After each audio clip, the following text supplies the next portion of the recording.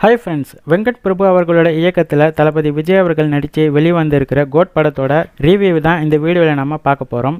Friends, இந்த வீடியோவில் நாம் அந்த படத்தோட கதையை ஒன்லைனாகவும் சொல்ல போகிறதில்ல. டோட்டலாக இந்த வீடியோவில் அந்த படம் எப்படி இருக்குது அப்படிங்கிறத மட்டும்தான் நாம் சொல்ல போகிறோம். இந்த படம் எப்படி இருக்குன்னு பார்த்தீங்கன்னா, ஃபர்ஸ்ட் ஹாப் ஓரளவுக்கு பரவாயில்ல, சுமாராக இருந்துச்சு. ஆனால் செகண்ட் ஹாப் வெங்கட் பிரபு அவர்கள் டோட்டலாக டேமேஜ் பண்ணி வச்சுருக்காரு. சுத்தமாக சொதப்பிட்டார்னே சொல்லலாம். அவருக்கு கிடைச்ச ஒரு மிகப்பெரிய வாய்ப்பு தான் இந்த கோட் திரைப்படம். ஆனால் வெங்கட் பிரபு அவர்கள் அதை யூஸ் பண்ணிக்கலன்னு தான் சொல்லணும். ஏன்னு பார்த்தீங்கன்னா, இந்த படத்தோட கதையை எடுத்துக்கிட்டிங்கனாக்கா, நாம் பார்த்து சலிச்சு போன 80s 90ஸில் வந்த பல படங்களில் வந்த கதையை தான் இந்த படத்தில் வச்சுருக்காரு. கதையை தான் இப்படி வச்சுருக்காரு. ஆனால் திரைக்கதை நல்லா இருக்குமான்னு பார்த்தா அது அதை விட பழசாக இருக்குது. எம்ஜிஆர் காலத்து திரைக்கதையாக இருக்குது. அதனால் இந்த படத்தை டோட்டலாக ரசிக்கவே முடியல. ஒரு ட்விஸ்ட் இல்லை, ஒரு டர்ன் இல்லை, எதுவுமே இல்லை. இவங்க ட்விஸ்ட்டு டர்னுன்னு ஒரு சில காட்சிகள் வச்சுருக்காங்க. ஆனால் அதை நம்ம ஈஸியாக கெஸ் பண்ண முடியுது. ஒரே ஃப்ளாட்டாக போகிற மாதிரி தான் இருந்தது இந்த படம்.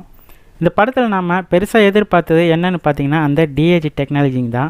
ஆனால் அது இந்த படத்தில் வெங்கட் பிரபு அவர்கள் சரியாக யூஸ் பண்ணலன்னு தான் சொல்லி ஆகணும். இந்த டிஏஜிங் டெக்னாலஜியில் விஜய் அவர்களை பார்க்குறப்போ உறுத்தலாக தான் இருந்துச்சே தவிர ஒரு திருப்தியாகவே இல்லை. அது மட்டும் இல்லாமல் இந்த படத்துக்கே ஹைலைட்டாக இருக்கணும்னு சொல்லிட்டு அவங்க எடுத்து வச்சிருக்கிற ஒரு சீன் தான் புரட்சி கலைஞர் கேப்டன் விஜயகாந்த் அவர்கள் இந்த படத்தில் கேமியோவாக வர அந்த சீனை பார்க்குறப்பவும் அந்த அளவுக்கு விஜயகாந்த் அவர்கள் திருப்தியாக தெரியவே இல்லை.